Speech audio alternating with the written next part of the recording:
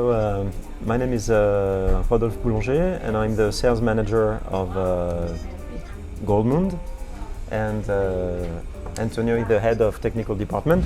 The Goldmund company was born in 1978, so it's now a long time. It was born with a turntable and tangential arm, and later developed into a company specialized in amplification, in amplifiers with an amplification technology. And over the years, this amplification technology enabled us to work towards the building of the whole range of products, including speakers. I'll let you finish on that. We control and we develop all the parts that make the audio system, from the source to the speaker, specialized on the amplifier.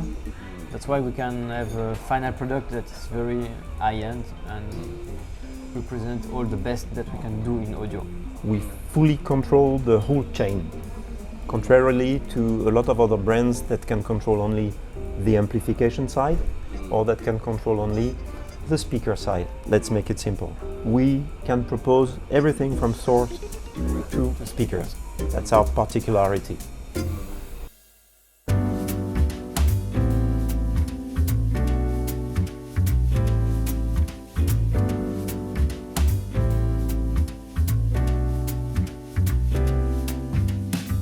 So there are many points in your question, actually.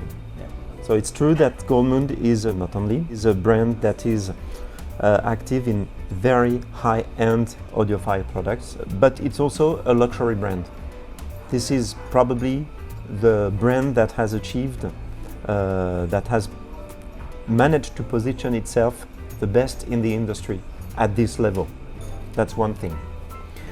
And regarding the ultra high-end Swiss-made products, that's from the very beginning of the history of the brand. That's what the founder, the creator of the company, wanted to do. He wanted to benefit from the experience of the Swiss industry in terms of watches.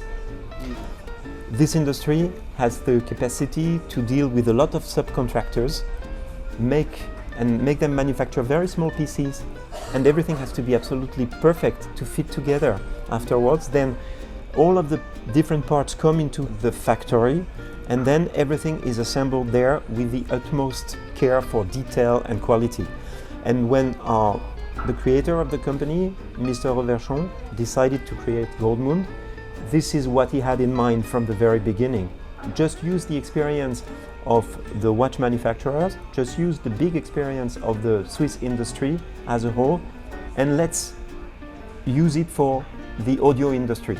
Let's make it the way the watch industry do it, and make the same for the audio industry.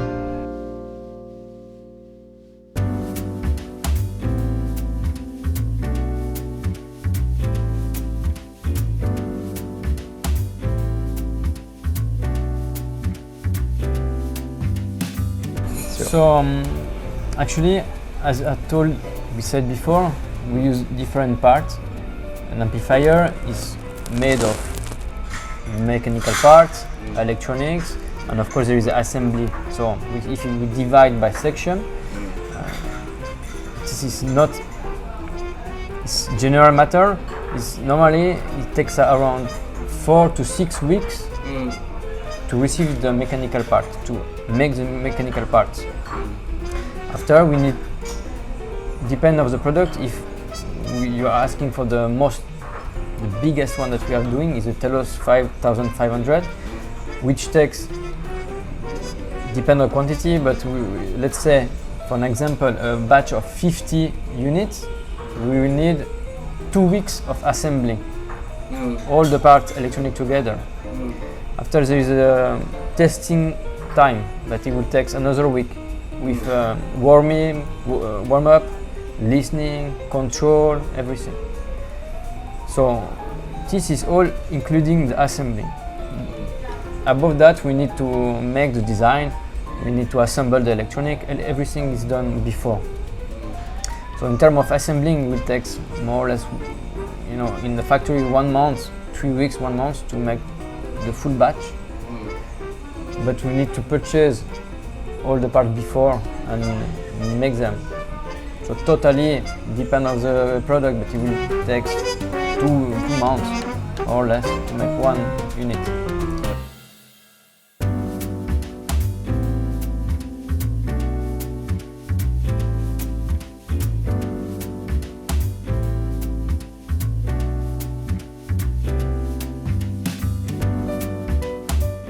Well, I think it's really the signature we are looking for. What you've heard is actually what we are after. That is, first of all, we manufacture speakers that have no signature. I mean, there are no coloration. Their signature is that they're almost invisible. They disappear and they leave the space to music. That's all. No coloration because they are made out of a mix of aluminum, so it's a very rigid material.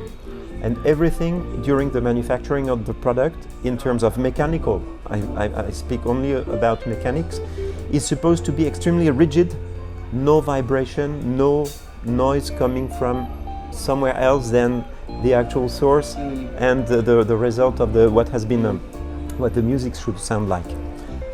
Then there is the whole, because we are in digital, there is the whole speaker calculation that is extremely important.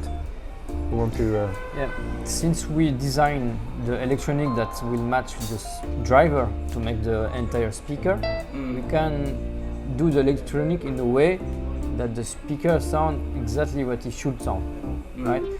Thanks to the DSP and the digital domain, we can do that. We can design a speaker as we want, actually.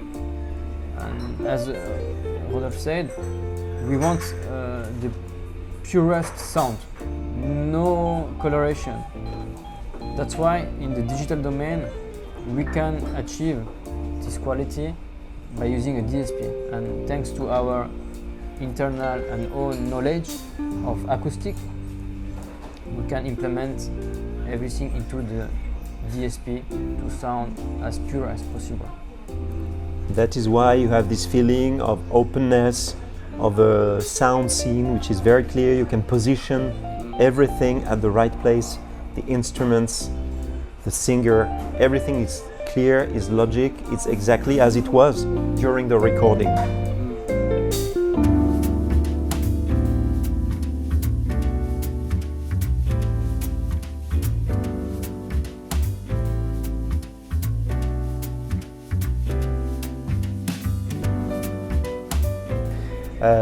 So we participated to the High-End Munich in 2022.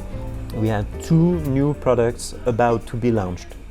And each of these products were at both sides of the spectrum. That is, the high-end, super high-end flagship product called Gaia, and then a more entry-level product called Pulp, but which is dedicated to try to get more customers to know about us. It's a more it's a pair of speakers that is more adapted to a younger crowd, to people that are not audiophiles, to an easier use. At the other end, you have also a product that is not so complicated to use, but which is extremely impressive, very big, the top of the line. I would say part of it is same technologies inside. We use amplification, for example, in Pulp and in Gaia. It's the same bass. We never compromise on that. Same bass. One of them has more connectivities. It's the Pulp, because it's for a crowd that will need to use it with a streamer, an iPad, a streaming service, all kind of very easy way to use. And at the other end, it's a customer that is maybe a bit more classic, but still that is looking for the best. So coming back to the high end, we decided to have only these 2 products because first of all, they were the launch of the year. And then we didn't want people to be, how can I say that? We wanted them to be focused on these 2 new products and people know us very well for the amplification, for the electronics, and here we wanted to put the focus on what we believe is the future of the industry, and for us included, of course, it is these high-end active speakers.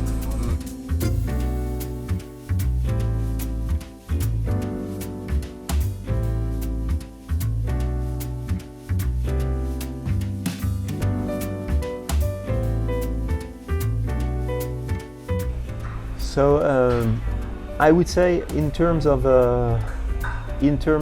volume, it's about the same. Maybe we sell a little bit more electronics than speakers for a very simple reason. When you want to build a setup or a system, if you have passive speakers, you will need amplification, mono amps, preamps. You need more PCs to build the system. So in the end, it is logic that you sell more of them for the same number of systems sold around the world.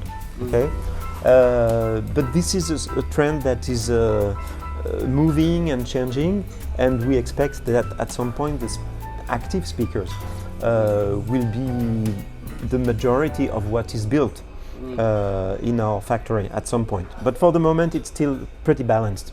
Okay.